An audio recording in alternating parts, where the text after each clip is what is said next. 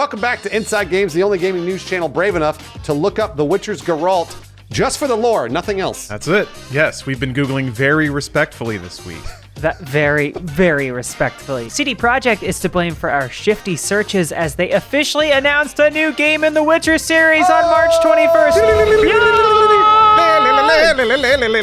The new game will run on the Unreal Engine as part of a larger partnership with Epic Games. Apart from that, we have a picture of a Witcher medallion half buried in snow, a logo, and the phrase, "A new saga begins." Oh. Not a lot to work with, but we are games journalists, damn it, and so that means we speculate. Gonna stretch. Gotta get those mid-roll ads somehow. Yeah, this announcement sure raises a lot of questions since it says so little. What will the new game be about? When will it come out? What does an engine change mean for CD Projekt? Will it be busted like Cyberpunk 2077? Here's all the info we got. For starters, the new game is specifically not The Witcher 4, at least not yet. According to CD Projekt Red global PR director Radek Grabowski, he also confirmed that despite the announced partnership with Epic Games, that this untitled Witcher game will not be exclusive to one storefront, so no Epic Store exclusivity for anyone that's still sore about that. Will we see Geralt in Fortnite, though? It's possible. Oh, absolutely, definitely. He's not in there Honestly, already? probable at this point, right? Yeah, 100%. This new Witcher game will be directed by Jason Slama, who is currently the game director for Gwent, the full-size spin-off of the card minigame inside Witcher 3. Slama announced the news himself on Twitter, describing the project as the next big AAA The Witcher game. Take the details where we can get them. And unfortunately, that's all Salama said on the topic, aside from replying to a comment about Crunch saying, "Never on my watch." Well, that's good. Although, I guess I wonder how many hours are on Slama's watch. 120 a In week. one day, yeah, right? Reactions on the internet are largely positive based on a cursory scroll through Twitter and Reddit. Some folks are kind of over The Witcher as a franchise, and more than a few people are distrustful of CD Projekt after Cyberpunk's terrible launch. Others are happily speculating about how good a Witcher game might look on the Unreal Engine or who the new protagonist might be. When it comes to who will lead the next game, the medallion from the announcement is the big clue, since it's notably not series protagonist Geralt's medallion. He's from Wolf School, and this one looks more like a cat.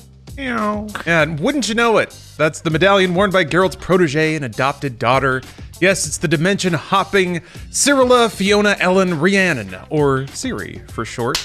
Woo, let's go! Yeah, she just doesn't wear her medallion around her neck. She wears it around her belt, presumably because she's hip. You know whenever you get like a name tag, but then you put it on your like hip or like down there, just to prove you're an individual? Yeah, you're too cool for icebreakers. So she clearly appeals to a younger demographic. You even play her during some sections for The Witcher 3 Wild Hunt, and her UI even has a little kitty medallion in the upper left corner.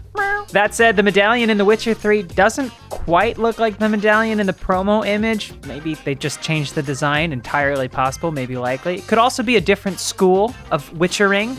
Now, there's a wiki page for the School of the Lynx out there, and that medallion does look more like a lynx, but this page specifically is from a fan fiction wiki, so it'd be a hell of a coincidence that they nailed it. I like that School of the Lynx is hyperlinked. Okay. School of the URLs.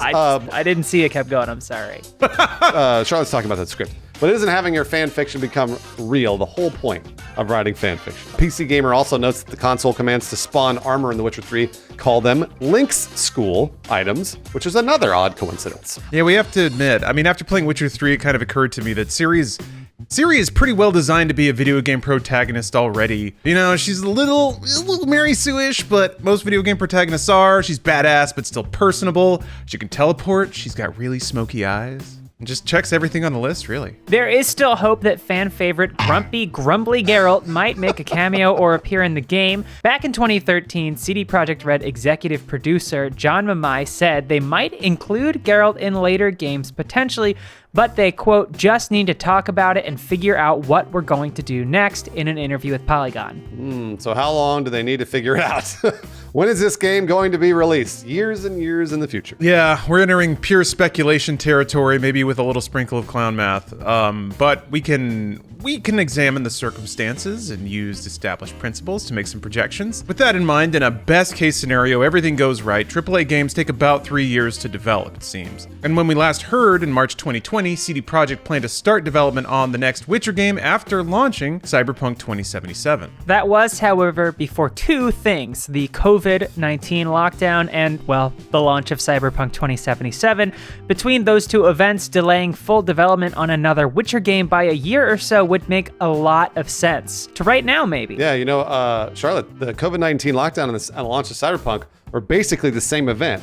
They were both terrible and ruined humanity. I heard Cyberpunk was made in a lab in Wuhan. The context of this announcement is certainly focused more on recruitment and hiring than getting consumers excited about a pending release. PR director Grabowski plugged the company's career page shortly after the announcement, and then CD Projekt Red developers are participating in summits and panels this week at GDC. That gives us some more context. If they're staffing up for the project now, and they started development in late 2020 or shortly thereafter, and that's the unrealistic part here. But if that happened, it's possible, unlikely, but possible, CD Projekt could release this during holiday 2024. But that's presuming absolutely nothing goes wrong in the entire development process, and there's already a war happening right next door with Russia. So we have no idea what that's going to do in the long term. Because of that, March 2025 is probably a more realistic release window. Holiday 2025 is the most likely, it seems, from now, with, maybe delayed into March 2026 if you're cynical. Boy, hiring might have also played a significant factor in CD Projekt's decision to switch to the Unreal Engine over their internally developed Red Engine. Well, that and the painful launch of Cyberpunk 2077 in late 2020. Maybe CD Projekt felt the Frostbite engine sting of trying to deploy their own tech across multiple hardware generations and having to support each version internally. Now, if there's a buggy launch, at least Epic Games will pick up the phone. Help them work out stability and bug issues, right, Lawrence? That's right, yeah. Tim Sweeney will be picking up his flip phone and walking him through everything. I don't know. This is, for me at least, I get weirdly sentimental about this stuff. I think it's kind of a bummer. When Cyberpunk 2077 came out on PC, on their own engine, it was the best looking game that you could find. And that's, pretty rad. I think it's pretty cool when a company makes their own engine and the game on top of it. Id Software always did this. And that can sometimes lead to those breakthrough things, like Crysis on Crytek was one of those moments. Doesn't happen often, and it is only for the nerds like us that have top of the line PCs, but when stuff like this happens, it becomes less likely that there's going to be a technological breakthrough from a breakout company that's just really good at math. Even Square started using the Unreal Engine for Final Fantasy VII Remake, which I thought was kind of odd.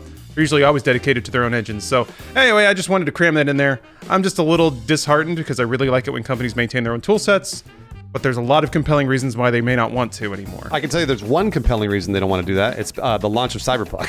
Yeah, that's a pretty compelling one. They don't ever want that to happen again, and Unreal's way more predictable. From a business sense, companies tend to want to use their own technology so they don't have to enter any revenue-sharing relationships with engine providers. Like Epic, they want to keep all the money, all the cash, all the moolah, all the scratch. Although, as time goes on, more and more games show that insistently using internal technology slows down game development, actually hurts the stability of the final product. There's another video game we talk about a lot here called Battlefield 2042. That was on the EA's Frostbite engine, which, by the way, I love. I think it looks beautiful, but it's been blamed for a lot of those issues in that game. And then also Anthem in 2019. Yeah, each time Frostbite gets a lion's share of the blame because they're like, we had to spend 6 months renovating Frostbite just to make it work, and then we had no time for the game. So it's weird how often they have to do that, though.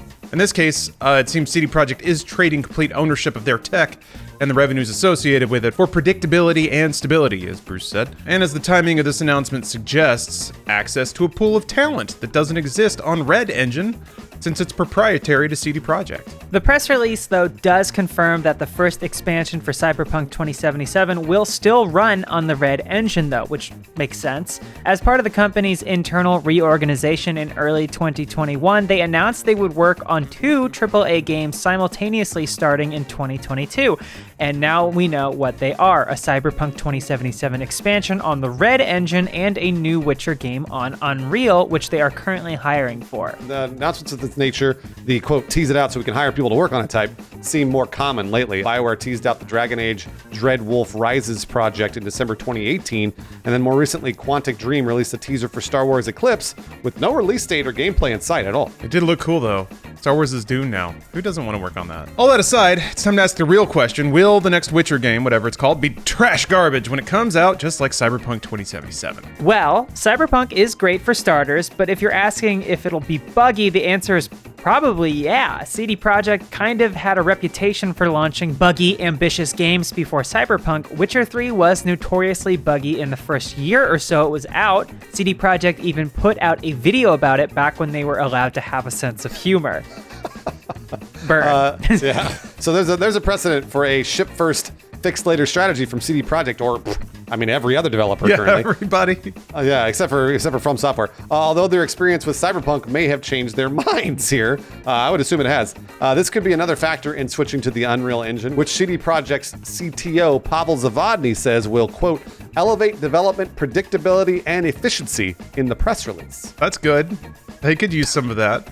Because man, when this Witcher game comes out, whatever it is, everyone's going to look at this game with a real critical eye after the launch of Cyberpunk. Which compilations will stand to do gangbuster numbers if there's another broken mess at launch. And I can imagine everyone at CD Projekt wants to avoid that this time around. Yeah, it's like when the Ever Given was going back through the Suez Canal the second time. It's like, oh, come on, baby. Here come those uploads, I can feel them. Speaking of the broken launch, Cyberpunk is still graduating out of being the butt of the joke, though CD Projekt did release the 1.52 patch on March 22nd, featuring notes like, suicidal corpos in Corpo Plaza will no longer stand up after the fall.